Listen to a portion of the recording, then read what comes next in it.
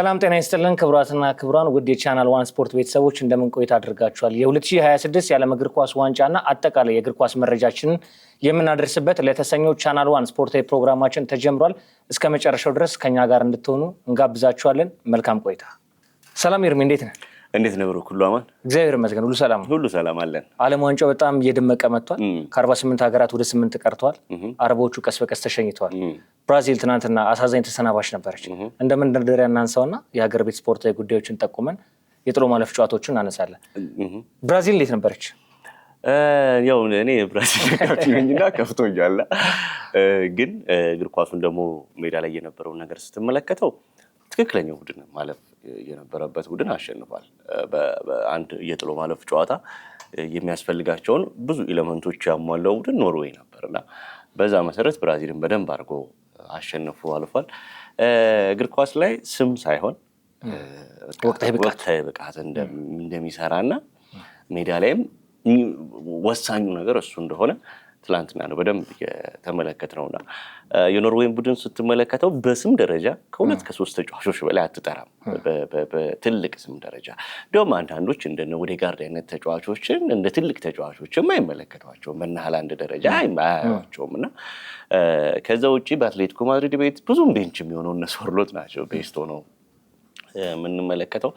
እነ ሳንደበርግ ፉልሃም ውስጥ እንደዚህ ነው፣ እነ ሬርሰንን እንደዚህ ነው፣ እነ አዤርን ብዙ ትልልቅ እንኳን ቲም ላይ የማታያቸው ተጫዋቾች ናቸው። ግን እንደ ቡድን ግን በጣም ትልቅ ፐርፎርማንስን ነው ትናንትና እያሳዩትና አላንድ በፕሪሚየር ሊጉም ያሰቃየው ገብርኤልን ትናንትና ባለም ዋንጫ ድጋሚ አሰቃይቶታል።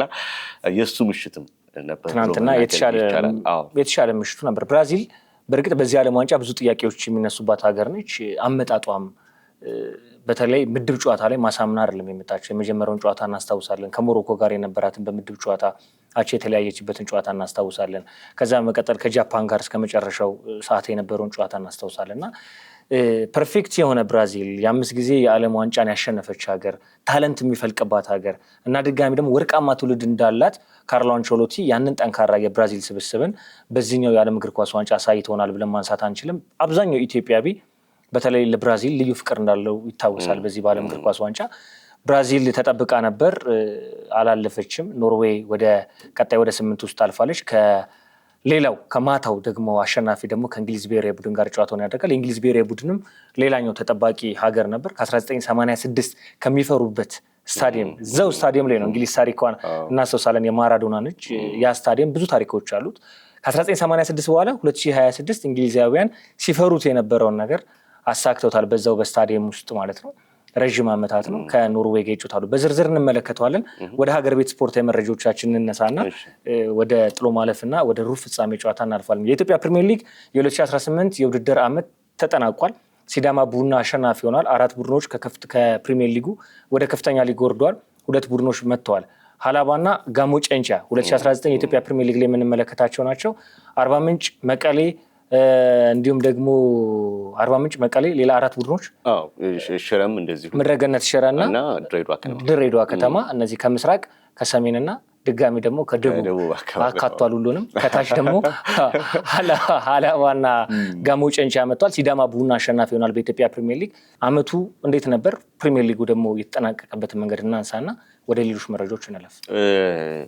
መጀመሪያ ማንሳት የምፈልገው ልክ አሰልጣኝ ገብረመድህን ኃይሌ የመጨረሻውን ጨዋታ ካረጉ በኋላ የተናገሩት ነገር ነበረ።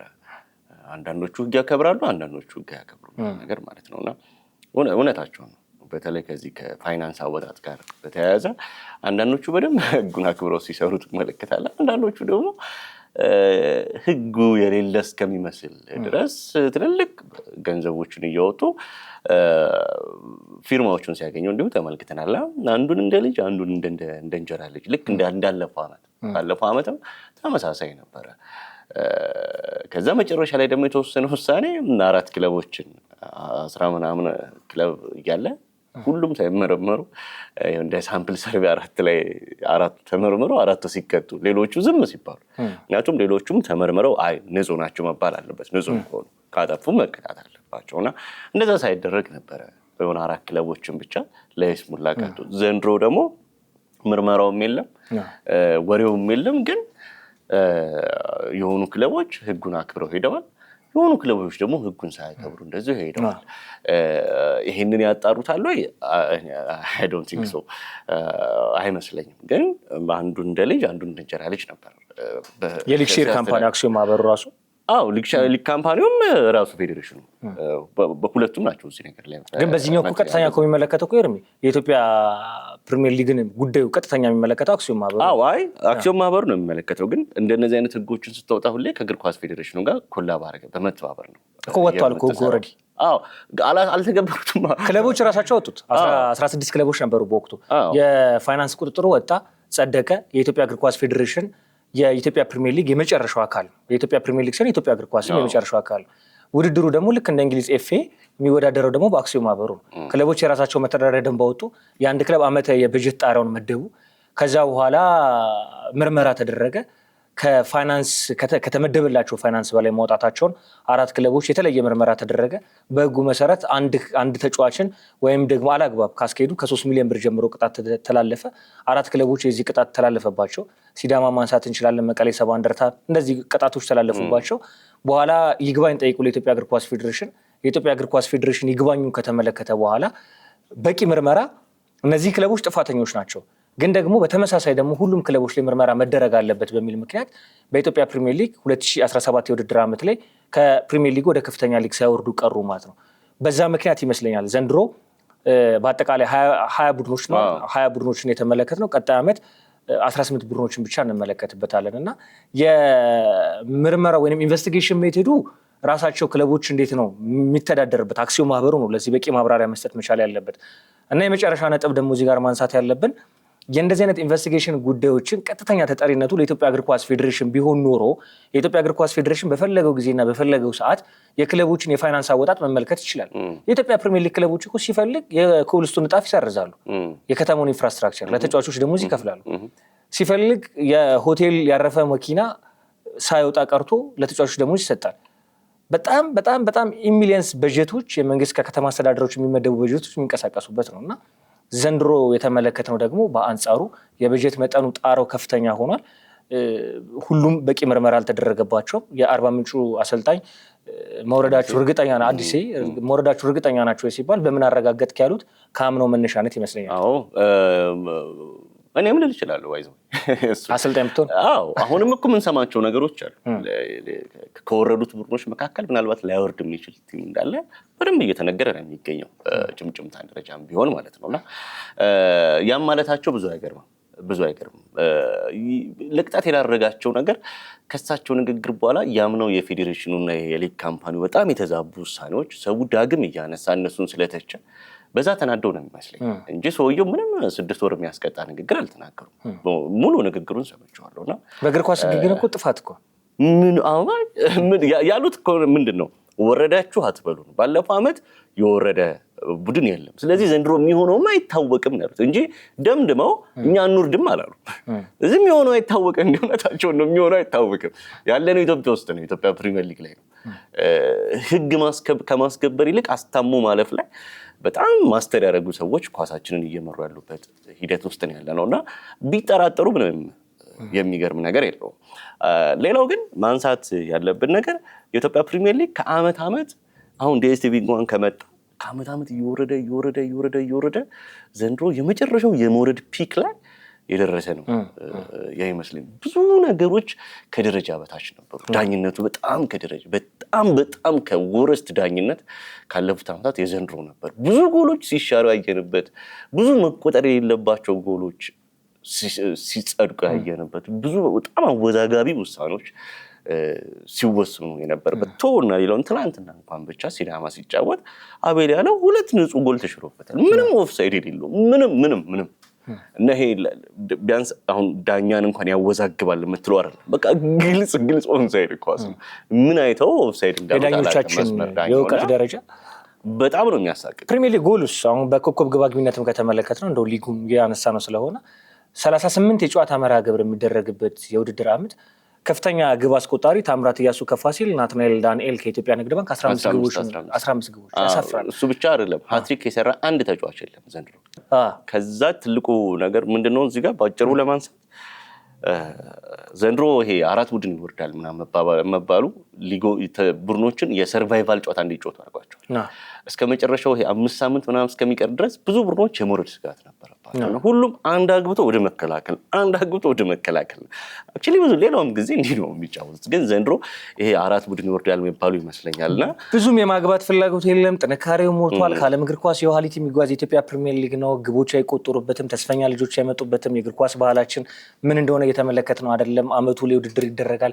በዚህ መሰረት የምንመለከት የኢትዮጵያ ፕሪሚየር ሊግ ነው። አፍሪካ በጥሎ ማለፍ የጨዋታ መርሃ ግብር አስደንቃ ነበር። አህጉራችን አፍሪካ ከቱኒዚያ ውጪ 9 ለጥሎ ማለፍ ደርሰው ነበር። ከ9 ደግሞ 2 ሰሜን አፍሪካዊት ሀገሮች ለሩብ ፍጻሜው ገብተዋል ማለት ነው።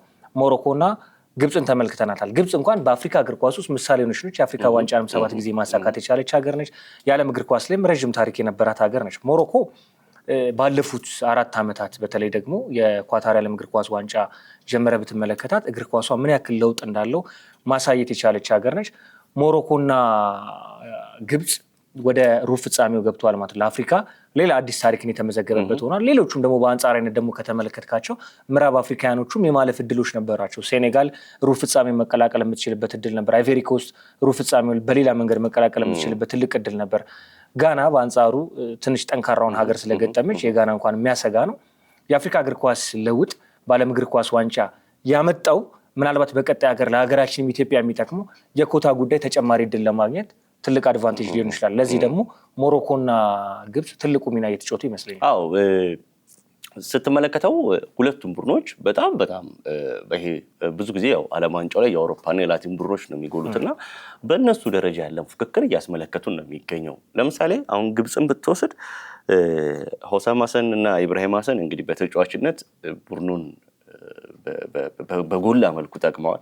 እዚህ አዲስ አበባ ስቴዲየም መጥተው ሲጫወቱ ታዝበናቸዋል፣ በቀደመው ጊዜ ማለት ነው። አሁን ወደ አሰልጣኝነት ከመጡ በኋላ የግብፅ ቡድን አንድ ነገሩን የመለሰ ይመስለኛል።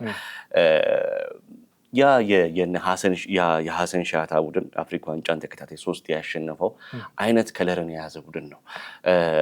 አንደኛ ባጫወት መንገዱ በጣም ጥብቅ መከላከል ያለው፣ ካውንተር ሲያጠቃ በትራንዚሽን ሲሄድ በጣም የሚገርም ቡድን ነው። ከዛ ቀጥሎ ደግሞ ይሄ የቲም ስፕሪት የሚባለው ነገር በጣም በትልቁ እየተመለከት ነው። ያ የነ ሐሰን ሻታ ቡድን አንደኛው ትልቁ ኳሊቲው ሜዳ ላይ ከሚጫወተው አጫወት በተጨማሪ እንደ ቡድን ያለው መንፈስና ጥንካሬ ነበር። ከኤልሃዳሪ ጀምረ መከላከሉ ላይ ዋይል ጎማን፣ ከዛ ሆስቲ አብዱራቡን አምስተ በና ቡተሪካ አልፈ የመጨረሻዎቹ አጥቂ ጋር ማድመታ ወይ መርዛኪ እስከምደርስ ድረስ ያለው የአንድነት ስሜት በጣም የሚገርም ነውና ያ ሁሉ ጭምር አሁን ግብፅ ቡድን ላይ የተመለከት ነው የምንገኘው። ራሚ ራቢያ በደንብ የመከላከል መስመሩን እንደነድሮ እንደነ ዋይል ጎማ ጊዜ የመሩ ነው የሚገኘው። ያሰር ኢብራሂምን ስትመለከት ሳላህ እንደ ድሮ እኮ አይደለም፣ ግን አሁን ሳላህን አተቸውም እዚህ ቡድን ውስጥ። ምክንያቱም ከቡድኑ ጋር በደንብ አንዱ የጥንካሬ መንገድ ሆኖ እየተመለከት ነው። ኢማም አሹር አልሃሊ የሚጫወት አይመስልም። የሆነ አውሮፓ ስፔን ላይ እንግሊዝ ትልቅ ቡድን የሚጫወት ልጅ ነው የሚመስለው። በጣም የሚገርም እንቅስቃሴ እያደረገ ነው። 2 ጎል እንዲሁ ማስቆጠርም ችሏልና እነ ሙስጠፋ መሐመድን ይዘው አልመጡም። እንግዲህ ወደዚህ ሲመጡ በጣም አሪፍ የሚባል አጥቂያቸው ነው። እሱን ሁሉ ትተው ነው የመጡትና ግን እንደ ቡድን ያላቸውን መሰናሰል፣ አንድነት፣ ህብረትና በተለይ ግን ያጫወት መንገዳቸው ብዙ ጊዜ ቶርናመንት ላይ ከመከላከል እየተነሱ በካውንተር በትራንዚሽን መጫወት ያዋጣል ይባላል። ብዙ ቡድኖችም በቶርናመንት ላይ ዋንጫ ሳይነሱበት አይተናል። ይሄንን ያጫወት መንገድ ማለት ነውና ግብፅ ይሄንን ነገር በደንብ አድርጎ እየተገበረ ያለ ቡድን ነው ብዬ አስባለሁ። ወደ ሞሮኮ ደግሞ ስንመጣ ባጭሩ ሞሮኮ ማለት ስትሰራ በትክክለኛው እውቀት ባለው መንገድ ስትለፋና ስትሰራ ምን አይነት ውጤት ታመጣለህ ሞሮኮ ማየት ነው በቃ። ግን እዚህ ጋር የሞሮኮን ጉዳይ ስንመለከተው ነው ከአፍሪካ እግር ኳስ ጋር አብረና እየዘለ መመልከት። ግብፃውያን እንደውም አብዛኞቹ ትውልዳቸው እዛው ግብፅ ውስጥ አብዛኞቹ በሊጋቸው በሀገራቸው ሊግ ውስጥ ሞር ዶሚኔት አድርገው የመጡ ናቸው። ከዛ በኋላ በተወሰኑ ተጫዋቾችን ማንሳት እንችላለን፣ እንደነ መሐመድ ሳላህ መጥቀስ እንችላለን። የሞሮኮ ትውልድ ግን በብዛት በተለይ 2022 ላይም ጠንካራ የሆኑበትም ዓመት በአፍሪካ እግር ኳስ ሞሮኮ የአፍሪካ ዋንጫ ታሪክ እንኳን አላሳካቸው።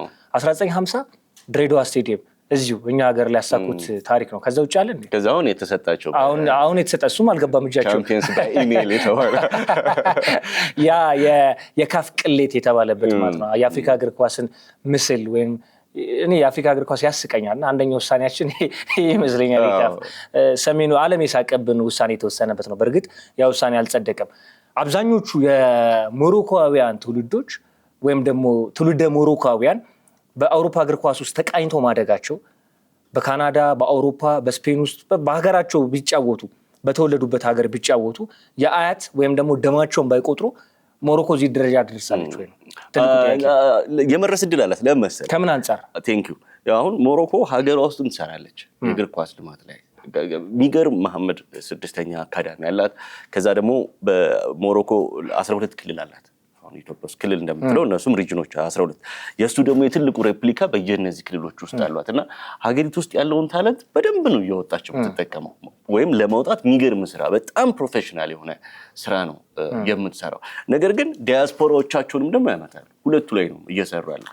አሁን የሞሮኮዎችን ስትመለከተው ከነ ፈረንሳይ የሚለየው ፈረንሳይ ከምዕራብ አፍሪካ መጥተው ፓሪስ ላይ የተወለዱ ልጆችን ነው የምትሰበሰበው። ኔምባፔን ምናምን እናቶቻቸው መጥተው ወይ አባቶቻቸው። ግን አንድ የዘር ግንድ ብትፈልግ ፈረንሳይነትን አታገኝም። እነዚህኞቹ ግን እናትና አባቶቻቸው ሞሮኮያን ለስራ ወደ ሆላንድ፣ ወደ ፈረንሳይ ምናምን ስፔን ሄደው ነው የወለዷቸው። እዛ የዘር ግንድ ብትፈልግ በደንብ አለ ሞሮኮዊነቱ። ዛት አሁን ስትመለከታቸው ከስማቸው፣ ከሃይማኖታቸው፣ ከቋንቋ አመጋገብ ምናምን ጀምሮ አንዱ ኔዘርላንድም ይወለድ፣ አንዱ ስፔንም፣ አንዱ ፈረንሳይ ይወለድ ሞሮኮዊነቱን አለቀ። በደንብ ፊልታ ግን ኤርሚ ልዩነቱ ለምሳሌ እዚህ ጋር አንድ ነገር ልንገርህ። እኔ እናንተ በእንደሱ አይነት መንገድ ለምሳሌ እኔ አሜሪካ ተወልጄ አንተ ደግሞ ኔዘርላንድ ላይ ብትወለድ ከኢትዮጵያን ቤተሰብ እስከተወለድ ድረስ እንጀራ እንበላለን። ተረዳኸኝ? ሞሮኮችም እንደዚህ ያላቸው የጋራ ነው። ይሄንን በደንብ ነው የማደንቀው። ፈረንሳይ እኮ የተለያየ ባህል ያላቸውን ሰብስባ እንደውም ፈረንሳይነትን ሰጥታለች።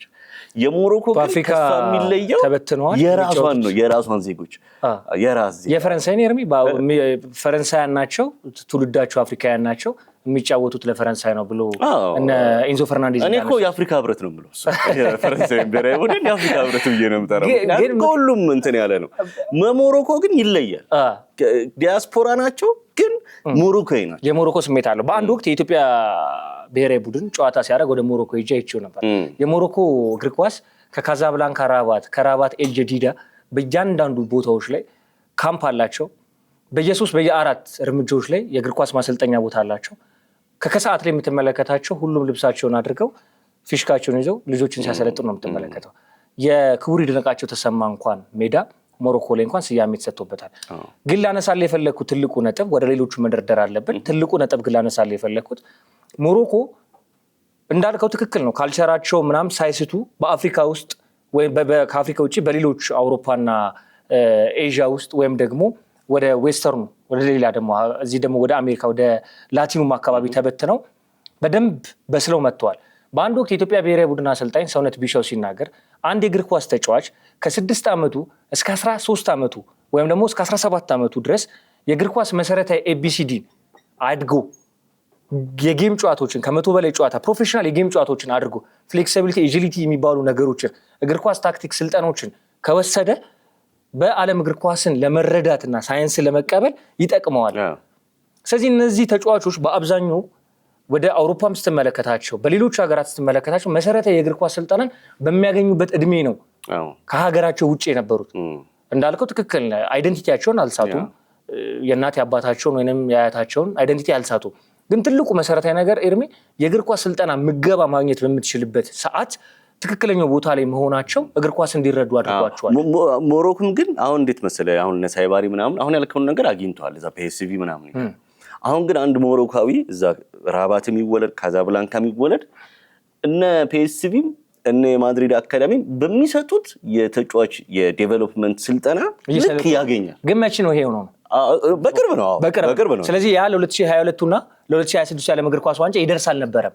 ሜቢ ለ2030 ከዛ በኋላ ለ34ቱና ሊደርስ ይችላል።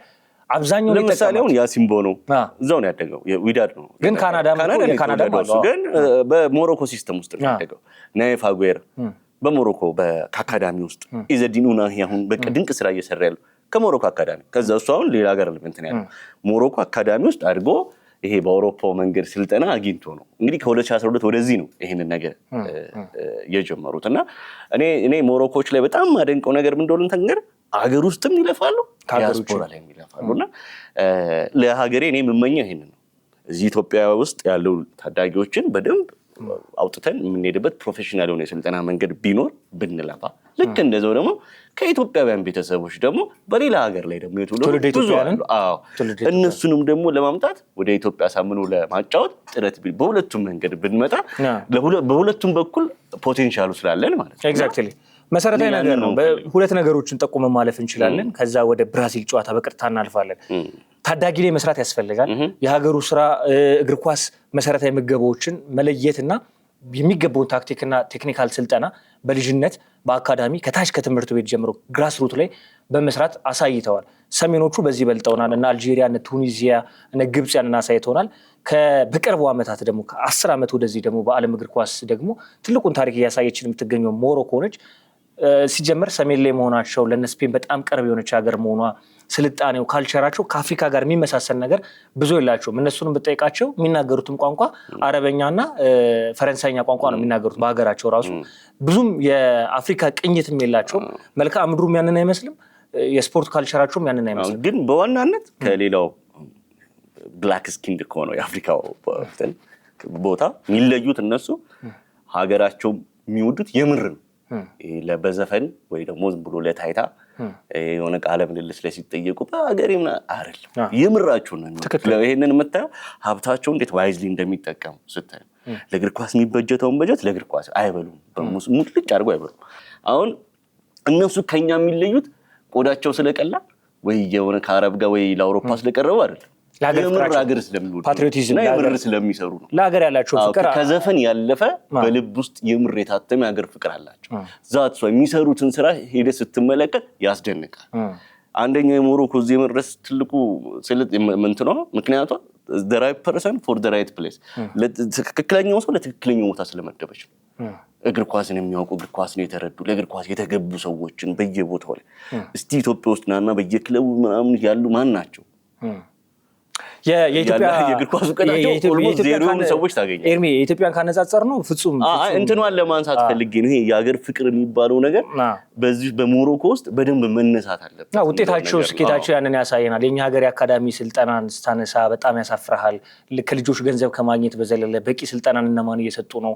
ልጆች በሚሰሩበት ሰዓት በሚገነቡበት ሰዓት ሀገራት እንደዚህ ጥለውን እየሄዱ ከታች ግራስ ሩት ላይ ይሰራ ሲባል 100-200 የአካዳሚ ስሞችን ልጠራ ትችላለህ። በትክክል ግን ልጆችን እያፈሩ ሳይሆን መቀለጅ ሆናል። 10 ዓመታት ውስጥ ወደ 15 ቢሊዮን ብር አካባቢ የእግር ኳሳችን ወጥቷል። ሞሮኮም ይሄን ያህል ወጣችው። ልዩነቱ የአፍሪካ 3ኛ ከፋይ ነች ኢትዮጵያ፣ ግን በዛ ልክ አይደለችም። ኤኒዌይስ ብዙ መማር ያስፈልገናል በኢትዮጵያ እግር ኳስ። ቀጥታ ወደ ብራዚል እናልፋለን። ከሰሜን አፍሪካ ድጋሚ ወደ ላቲን እናልፋለን።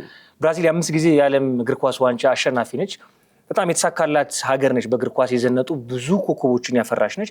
ሀገራችን ኢትዮጵያ የዓለም እግር ኳስ ዋንጫ ስትመለከት የምታነሳቸው ስሞች ብዙዎች ታለንቶችን ያሏቸው ተጫዋቾችን በማድነቅ የብራዚል እግር ኳስ ይነሳል።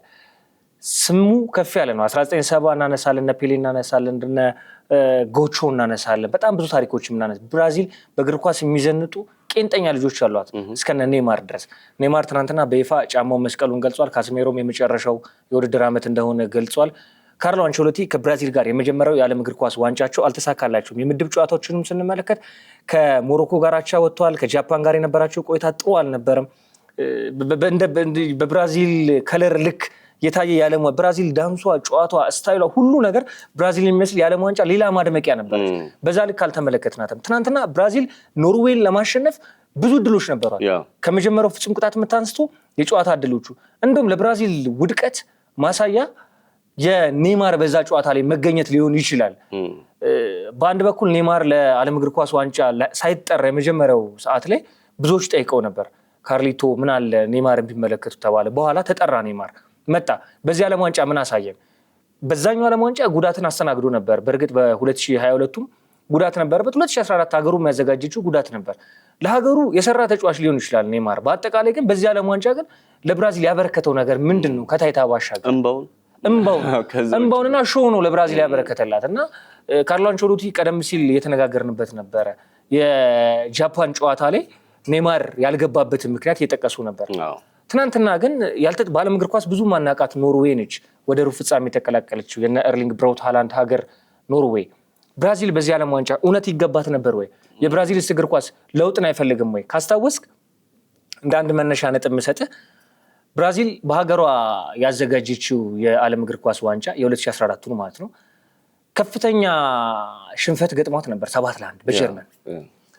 በንጋታው የብራዚል ሚዲያዎች ለ6 ሰዓታት ያክል ያልተቋረጠ ዘገባ በብራዚል ብሔራዊ ቡድን ላይ ሂስ እየሰጡ ነበር። የሀገሪቱ ባለውለታዎች፣ የእግር ኳስ ፌዴሬሽን አመራሮች፣ የስፖርት ባለሙያዎች፣ የቀደሙት ኮከቦች ምንድነው ብራዚል የገጠማት እግር ኳሳችን ወዴት እየሄደ ነው ከ7-1 ሽንፈት በኋላ ማለት ነው።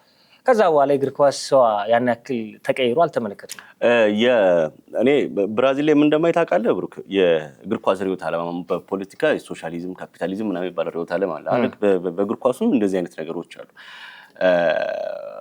በድሪብሊንግ እና በፓሲንግ መካከል ማለት አሁን የብራዚል የእግር ኳስ ርዕዮተ ዓለም በድሪብሊንግ ላይ የተመሰረተ ነበር። እኔ ቴሌ ሳንታና ምናምን አላየሁም፣ ያው እድሜ ያልደረሰም በሲዲ ነው ያየነው። አዎ ከዛ ውጭ ግን ከ98 ህፃን ሆኜ ከዛጋሎ ጀምሮ እንደዚህ አይቻለሁ። የብራዚል አጫወቱ አይደለም የሚያዝናናው፣ ተጫዋቾቹ ናቸው የሚያዝናናው፣ ኢንዲቪጁዋል ታለንት እንጂ አጫወቱ በጣም ምንድነው ገጀራ የሆነ አጫወቱ ነው። በጣም ዲፌንሲቭ አፕሮች ያለው ይሄ ፍሪ ፍሎዊንግ ያልሆነ ምን ያልሆነ ግን ኳሱ እንደምንም ብሎ እስከ አጋማሹ ይምጣ እስከ መሀል ሜዳው። ከዛ በኋላ ሮናልዲኖ ይዟል ወይ ካካ ይዟል ወይ ሪቫልዶ ይዟል ወይ ሮናልዶ ይዟል። ዘረስቴስ ሂስትሪ ነው። በአንድ ተጫዋች ብቻውን 4-5ቱን አጋድሞልህ ምናምን ታሪክ ሰርቶታል። እንደዚህ ነው ብራዚል የተለመደው። ከዛ በኋላ ግን ምንድነው ይሄ የአውሮፓውያን ደግሞ በፓሲንግ ላይ አሁን አውሮፓዊ ተጫዋች ሆኖ ድሪብል እያደረገ ሰዎች ተጫዋቾችን እያታለ ነው። በጣም ጥቂት ነው። የእነሱ መገለጫ አይደለም። የአውሮፓውያን መገለጫ ፓስ አኩሬሲ፣ ስንጠቃ ምናምን እንደዚህ የምትላቸው ናቸው። ከፓሲንግ እየተገናኙ አሁን የብራዚል እግር ኳስ አንደኛው የተበከለው በዚህ ነው። ለምን ካልከኝ የጀርመን ቡድኖች አሁን አርቢ ሌፕዚግ በለው ሌቨርኩሰን በለው የእንግሊዝ ቡድኖች እዛ አካዳሚ ከፍተዋል። የሚሰጧቸው እንዳለ የአውሮፓ ስልጠና እዛ በጆጋ ቦኒቶ በአሸዋ ላይ በድሪብሊንግ ጓደኞቹን ሲያስተኛ ምን ሲል የከረመ ተጫዋች እነሱ አካዳሚ ገብቶ ፓሰር ይሆናል። ድሪብል አታርግ፣ ኳስ ታስነጥቃለህ። ምክንያቱም የዚህ ዘመን ከኳስ ጋር ነው። ኳስ ላለመነጠቅ ሪስክ ላለመውሰድ ሪስክ ቀንስ ነው። ስለዚህ አንድ ተጫዋች ሁለት ሶስት ተጫዋቾችን አለፈ ድሪብል አድርጌ ሊድ ምናምን ይከለከላል። ከዛ ይልቅ ቀላል ፓስ አድርግ ነው በቢልድ መሰረት የሚያደርጉ ጨዋታዎችን ዮናስ አዘዘ ምን ብሎ ነበረ? ማጅራት መች እየበዛበት ብራዚልን አጠብቁ።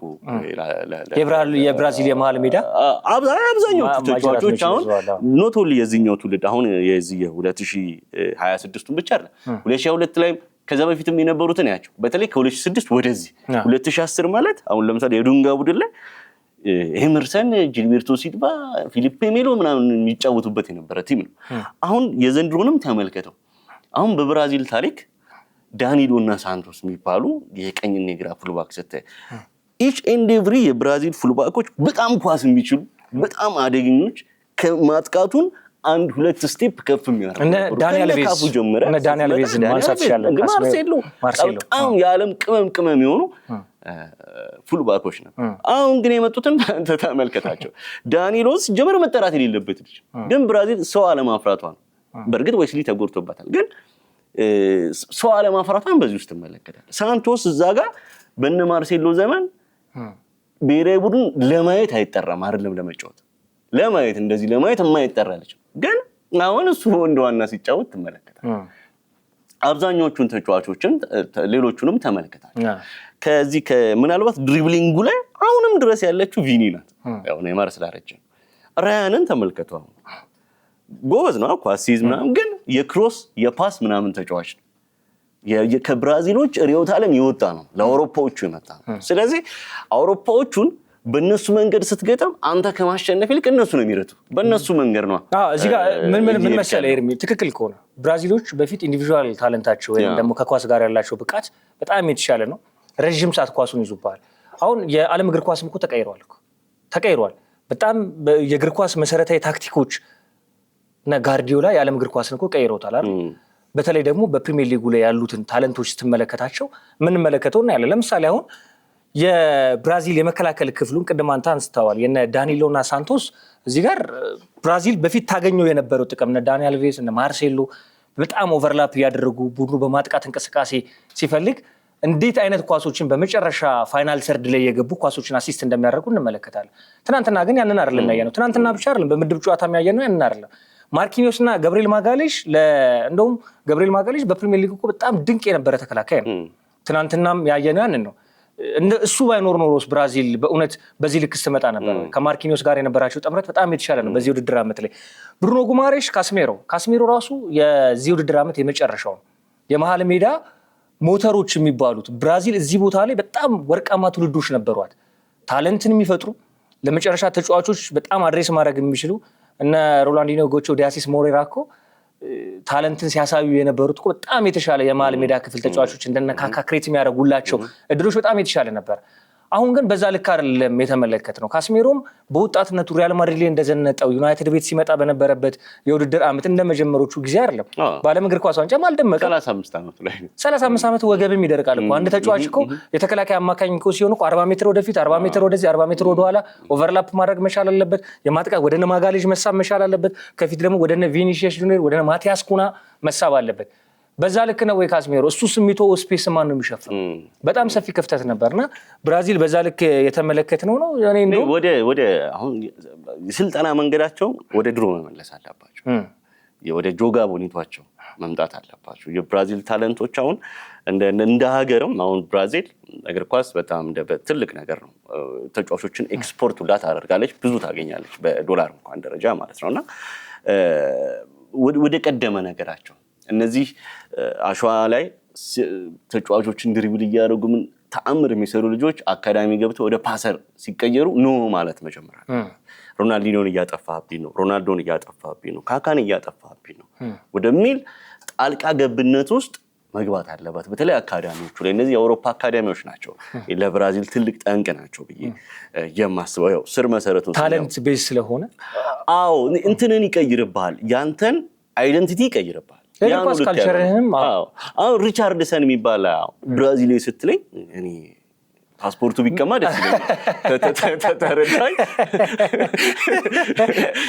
በጣም ማለት ኳሊቲ የለውም ልልህ አይደለም፣ ብራዚል ግን አይደለም የብራዚል እንትን የለውም። ከዚህ ጋር አንድ ነጥብ ለማንሳት ብራዚልን እኛ ለዓለም እግር ኳስ ብራዚል ራሷ ለዓለም እግር ኳስ ስታስተዋውቅ በተለይ 70ዎቹ ላይ 80ዎቹ ላይ ስኬታማ በሆኑበት ዓመት ብራዚልን እኛ የተዋወቅናት በእግር ኳስ ብቃት፣ በታለንት በእግር ኳስ የሚዘንጡ ቄንጠኛ ተጫዋቾቿ አይደል? በዛ ነው ብራዚልን ያወቅናት። አሁን የዓለም እግር ኳስ ደግሞ በሌላ ከለር መጥቷል። የማይችሉትን አይደለም፣ ያልተሰጣቸውን ታለንት አይደለም የሚፈልጉት። በተሰጣቸው ቦታ ታክቲኮችን እየቀየሩ ፎርሜሽኖችን እየቀየሩ ቅድም እኮ ብላል በቢልድ አፕ መሰረት የሚያደርጉ ገገን ፕሬሲንግን በጣም የሚጠቀሙ በጣም ኦቨርላፕ ያደረጉ የሚጫወቱ ለእንደዚህ አይነት ደግሞ በጣም ተፈጥሯዊ የሆነ የተከላካይ አማካኝና አታኪንግ ሚድፊልደር ላይ ደግሞ በጣም ኳሊቲ ያላቸውን ተጫዋቾች ማምጣት እንደ ሃላንድ አይነት ተጫዋች ቦክስ ላይ ጠብቆ ስኮር የሚያደርግ ተጫዋች ዓለም እየወለደ ባለበት ሰዓት አንተ የራስን ታለንት ስትገድል ትክክለኛ ነጥብ ያነሳው በዚህ ልክ ይጠፋል። ሰዓታችንም እየሄደ ስለሆነ ወደ ሩብ ፍጻሜው እንምጣ። ሌላኛው በኮከቦች ተወልዳ ኮከቦችን አግኝታ ግን ደግሞ እንደ ልቧ ምቾት ያልተሰማት ሀገር ምድቡ ላይ ደማቅ ጉዞን አልሄደችም። ጨዋታ ባረገች ቁጥር ውዝግብ ይነሳባታል። ፖርቹጋል እንመልከት። የCR7 ሀገር ምናልባት ይሄ የዓለም ዋንጫ ታምር ካልተፈጠረ በስተቀር በጣም በስኬትና በምቾት እየተጓዘች ነው አይባልም። ክሮሻን በጥሩ ማለፉ ያሸነፈችበት መንገድ ፖርቹጋሎችን ደረት የሚያስነፋ አይደለም። እንኳን ብቻ አለፈች ብለን የምታልፈው ነው። ምድብ ላይ ከነዲያር ኮንጎ ጋር የነበራት ነገር በጣም ያስቃል። ከኮሎምቢያ ጋር የነበራትም ጨዋታ ያስቃል። ጀግኖች አሏት፣ ኮከቦች አሏት። በዛ ልክ እየደመቀች አይደለም። በዛኛው ደግሞ ስንመለከት ደግሞ በምቾት ከመጀመሪያው የምድብ ጨዋታ በኋላ በምቾት እየመጣችው ስፔንን ነው የምታገኘው። ዛሬ ምሽት 4 ሰዓት ፖርቹጋል ከስፔን እንመልከተው የተወሰነ። እኔ ፖርቹጋል ብሔራዊ ቡድን ላይ ብዙ ሰው ሮናልዶ ቤንች መሆን አለበት ምናምን ይላል። እኔ አምና አጌንስት እሱ የሮናልዶ አይደለም በእኔ እምነት ወይም በእኔ የእውቀት ልክ ሮናልዶ ሳይሆን ቤንች መሆን ያለበት በዚህ ቲም ውስጥ ብሩኖ ፈርናንዴዝ ነው። ከምን አንፃር? ቴንክ ዩ። እዚህ ቡድን ውስጥ በጣም 2 ተርብ የሆኑ አማካዮች አሉ፣ በጣም ድንቅ ቪቲኒያና ጆአዎ ኔቬዝ። እነዚህ ልጆች የት ነው ሲጫወቱ በደንብ ያየናቸው? ፒኤስጂ። ልክ እነሱ የፒኤስጂን ሚድፊልድ እንደዛ በጣም ምርጥ ሲያደርጉት ማንም እንዳይረታ 2 ቻምፒየንስ ሊግ እንዲመጣ ሲያደርጉት ሁሌ ከጎናቸው ማን አለ? ብራያን ሩይዝ አለ። ፋቢያን ሩይዝ አለ ከናፖሊ ያመጣው፣ ወይ ደግሞ ዋረን ዛይሬ ኤምሪ አለ። ሁሌ ፒኤስጂ ሲጫወት በሶስት የመሃል አማካዮች ነው። ስለዚህ እነ ሩይዝ ወይ ዋረን ዛይሬ ኤምሪ ሲገቡ ሚድፊልዱን የመቆጣጠር ስራ ሁለቱ እንደፈለጉ እንዲጫወቱ ቦክስ ቱ ቦክስ እየሄዱ ማለት ነው እንዲጫወቱ ያንን ፍቃድ ይሰጧቸዋል። አሁን ግን ፖርቹጋል ጋር ስትመጣ ፖርቹጋል የምትጫወተው በሁለት ሴንትራል ዲፌንስ ነው። ብሩኖ ከነሱ ፊት የሚገባ 10 ቁጥር ይሆናል። ስለዚህ በእኔ እምነት ብሩኖም ቤንች ሆኖ እዚህ ውስጥ ኔቬዝ ቢገባ ሩበን ኔቬዝ ውልቭስ የነበረው ማለት ነው እሱ መሀል ላይ ሆኖ የሲንግል ፒቮት እንጫወቱ የ6 ቁጥር ሚናውን እሱ ይዛል። ሁለቱ ደግሞ ቪቲኒያና ኔቬዝ በቃ ቦክስ ቱ ቦክስ ልክ የፒኤስጂውን አይነት ነው። አሁን ግን የተገደበ እንቅስቃሴ እንዲያደርጉ ሆኗል ሁለቱ ብቻ ስለሆኑ። ሩበን ዲያዝን እኮ ወደ ሴንትራል ዲፌንስ ነው የሚያመጣው። እንደውም በብዛት አይተው ከሆነ ሴንትራል ዲፌንስ ላይ ያመጣዋል። ወደ ኋላ የመጨረሻው ተከላካይ ሆኖ ማነው ሩበን ዲያዝን ወደ ኋላ ይስባል። ሩበን ዲያዝን ሰው ኔቬዝን አሁን ቤንች እኮ ነው እሱ። ግን እኔ በብሩኖ አሁን የእንትን ጉዳይ አይደለም። እሺ ማለት የመቻል ያለመቻል ሳይሆን አንድን ሲስተም ክሬት የማድረግ ይሄ ከ4-2-3-1 ፎርሜሽን ወደ 4-3-3 በሶስት ሴንትራል ዲፌንሶች። ስለዚህ የፈጠራ ችግር አይኖርም። ቡድኑስ ማን ክሬት ሊያደርግ ይችላል ካልክ ሊያዮ ይገባል፣ ኮንሴሶ ይገባል። ሁለቱ ደግሞ ራሳቸው ግብ ማስቆጠር የግብ ድል መፍጠር ይችላሉ። ትልቁ ሰው ደግሞ ሮናልዶ አለ ፊት ለፊት ላይ ማለት ነው። እና የኔ የፖርቹጋል ብሔራዊ ቡድን ጥሩ ያለ መሆን አንደኛው ምክንያቴ ብሩኖ ነው። ራሱን ብሩኖን ካየው በዚህ የዓለም ዋንጫ አንድ አሲስት አለው። ግን ከዚህ ውጭ ጨዋታ ላይ ያለው ማንቸስተር ቤት በጣም ደካማ ያለው አበርክቶት ተገቢ ያው ትክክል ነው ሄርሜ። ዩናይትድ ቤት የቆመ ብሩኖ ፈርናንዴዝ ነው እየተመለከትን ያለ ነው። በታለንት ረገድ ግን ካልክ በተለይ ፈጣሪ የሆነ ሚድፊልደሮች የሉትም ሳይሆን አሉት፣ ግን ሚና አጥቷል። ለምሳሌ እኮ እንደ አንድ ማሳያ ሰዓታችን የሚሄድ የመጨረሻ ማሳያ ማድረገው የፈረንሳይ ስብስብን አይተህ ከሆነ የነ ኦሊሴ እንዴት ነው እድሎችን እየፈጠሩ ያሉት ለነ ኪሊያን ኤምባፔ እነ ቼርኪን እኮ ቦታ አጥተውላቸዋል እኮ አይደል? ለምን የከዋክብት ስብስብ ስለሆነና በዛ ቦታ ላይ ማጨቅ ስለማትችል ማብዛት ስለማትችል ከዛ ከኋላ ደግሞ ራቢዮና ኮኔ ወይ ደግሞ ኮኔና ቹዋሜኒ ወይ ራቢዮና ቹዋሜኒ የሆኑና ሁለቱም ጋጃቸው ይሄ ሶስቱ ተጫዋቾች ከሶስቱ ሁለቱ ነው የሚያስገቡት በደብል ፒቮትና ሶስቱም ያመሳስላቸው ባሪ ለ6 ቁጥር የቀረቡ ናቸው። ሙሉ የሚድፊልዱን ሚና ይይዙላቸዋል ለመከላከል ውስጥ ከሚሰጠው ሽፋን። እዚህ ፊት ለፊት ያሉት አራቱ እንደፈለገ ይቦርቃሉ እንደፈለገ ማለት ነው። አሁን ይሄንን ነገር እኔ ፖርቹጋልን እንድታገኝ በተለይ እነ ሮናልዶ ይሄ ሊያዮ ኮንሴሳውን በለው ኔቶን በለው ራሳቸው ቪቲኒያና ኔቬዝ የመጨረሻው በቃ ቡረጋ እንዲቦርቁ አንድ ሴንትራል ሚድፊልደር መጨመር አለበት ማለት ከሶስት የኦፌንሲቭ ባህሪ ካላቸው ወይም ደግሞ ከሶስት የአታኪንግ ሚድፊልደር ባህሪ ካላቸው ተጫዋቾች ባሻገር አንድ የተከላካይ አማካኝ ባህሪ ያለው በሲንግል ፒቮት ቢጫወት ቡድኑ በ6 ቁጥር ተጫዋች በትክክል 6 ቁጥር ተጫዋች ማግኘት ቢችል እዛ ጋር ሚናው በጣም የተሻለ ሊሆን ይችላል። ራሱ ብሩኖ ፈርናንዴዝንም እኮ ብታጣምረው ከኔቬዝ ጋርም ሊሆን ይችላል።